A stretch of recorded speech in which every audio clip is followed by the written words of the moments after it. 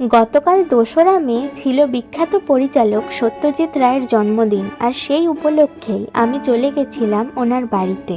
আমার জীবনে আমি প্রথম যেই সিনেমাটা দেখেছিলাম সেটা ছিল গুপি গাইন বাঘা বাইন, আর সেই সিনেমাটারই পরিচালকের বাড়িতে কোনোদিনও যেতে পারবো এটা আমি ভাবতেই পারিনি। আর গতকাল ওখানে যেতে পেরে আমার খুব বড় একটা স্বপ্ন পূরণ হয়েছিল।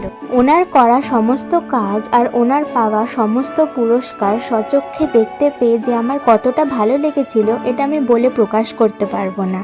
আমার এই একটা স্বপ্ন পূরণের কিছু মুহূর্ত আমি তোমাদের সাথে শেয়ার করছি, আর আশা করি তোমাদের সবারও খুবই ভালো লাগবে। ওনার বাড়িতে গিয়ে আমি যতটা যা দেখেছি সবটাই তোমাদের সাথে শেয়ার করার চেষ্টা করেছি। ওখানে গিয়ে ওনার পুত্র বিখ্যাত লেখক ও পরিচালক সন্দীপ রায়ের সঙ্গে দেখা হওয়াটাও ছিল খুব বড় একটা পাওনা।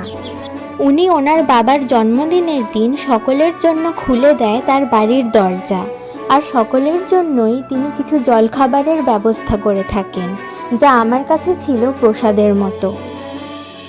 তো তোমরা যারা এবার যেতে পারোনি, সামনের বছর একবার অবশ্যই যেতে পারো। আমিও চেষ্টা করব প্রত্যেক বছর যাওয়ার। তো আজকের মতো টাটা।